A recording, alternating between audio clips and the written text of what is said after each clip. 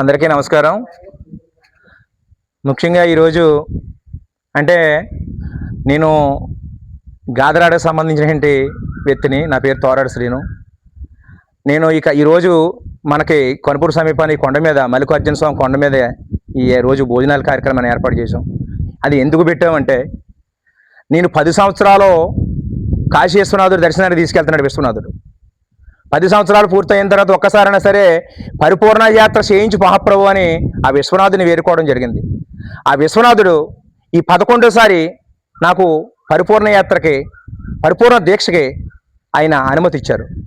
నేను పరిపూర్ణ యాత్ర 11సారి పూర్తి చేసుకుని, అంటే పరిపూర్ణ యాత్ర అంటే రామేశ్వరం వెళ్ళి రామేశ్వరాన్ని స్వామివారు దర్శనం చేసుకుని రామేశ్వరం నీళ్లు పట్టుకెళ్ళి కాశీ విశ్వనాథుడు వారికి అభిషేకం చేసి అక్కడ మళ్ళీ ఆ నీళ్లు తీసుకొచ్చి ఇక్కడ మన రామేశ్వర స్వామి వారికి అభిషేకం చేయడం అంటే పరిపూర్ణ యాత్ర. అంటే ఇటువంటి భాగ్యాన్ని ఆ విశ్వనాథుడు కల్పించాడు. దాని సందర్భంగా నా కుటుంబ సభ్యులు ఆధ్వర్యంలో, నా ఆధ్వర్యంలో ఇక్కడ కొండమే ఈరోజు అన్నప్రసాదాన్ని సేకరించి పెట్టడం జరిగింది. కానీ అక్కడ గంగా యమునే సరస్వతిలో నీళ్లు కూడా తీసుకొచ్చి, ఆ రామేశ్వరం 24 గుంటల్లో నీళ్లు కూడా తీసుకొచ్చి ఇక్కడ అందరికీ కూడా, ప్రజలందరికీ కూడా పంచాలి.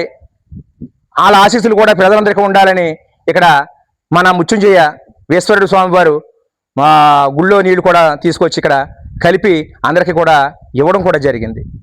కానీ నీ కోరుకునేది ఒకటే, మన సనాతన ధర్మాన్ని ముందుకు తీసుకెళ్దాం, మన సనాతన ధర్మాన్ని మరింత అభివృద్ధి చేద్దాం. ఆ విశ్వనాథుడి ఆశీస్సులతో మనకి ఏమీ కూడా రాదు. దయచేసి మన ప్రాణం పోయిన తర్వాత మనకి పక్కకి విడిచేస్తారు. మనకు వచ్చేది భగవంతుడు రామస్వరం ఒకటే, చేసిన మంచి పనులు ఒకటే వస్తూ ఉంటాయి కూడా. మనకి ఎన్ని కోట్ల రూపాయల ఆస్తులు సంపాదించినా సరే రావు. ఆస్తులు పంచుకునే వాళ్ళు ఉంటారు తప్ప మనకి ఇచ్చేసేవాళ్ళు ఉండరు.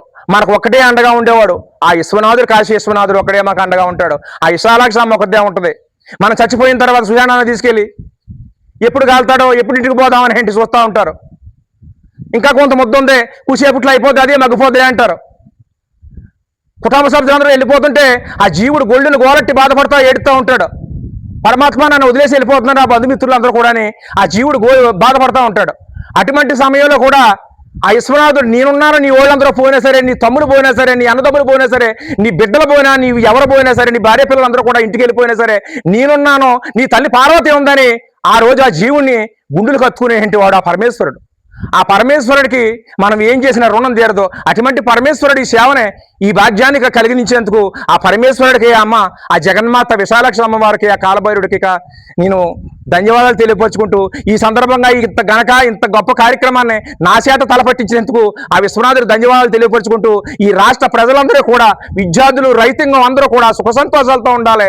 వాళ్ళకి అష్టాైశ్వర్యాలు, భోగభాగ్యాలు ప్రసాదించాలి, సంపూర్ణ ఆరోగ్యాన్ని ప్రసాదించాలి. యవన మంది ప్రజలకి ఆయన కోరుకుంటూ, ముఖ్యంగా నా జగ్గంపూర్ కుటుంబానికి అన్ని విధాలా కూడా మంచి జరగాలి, జగన్మోహన్ రెడ్డి గారి కుటుంబానికి అన్ని విధాలా మంచి జరగాలని, అందులో నా కుటుంబ సభ్యులు కూడా ఉండాలని నేను మనస్ఫూర్తిగా కోరుకుంటూ, ఈ అవకాశం ఇచ్చిన నా విశ్వనాథుడికి శిరస్సు వంచి పాదాబంధనాలు తెలియపరుచుకుంటూ నేను సెలవు తీసుకున్నాను. హర మహాదేవ శంభో శంకర. ఓం నమ శివాయ, ఓం నమ శివాయ, ఓం నమ శివాయ, ఓం నమ శివాయ, ఓం నమ శివాయ, ఓం నమ శివాయ. హర హర మహాదేవ, హర హర మహాదేవ, హర హర మహాదేవ. ఓం నమ శివాయ, ఓం నమ శివాయ, హర హర మహాదేవ, హర హర మహాదేవ.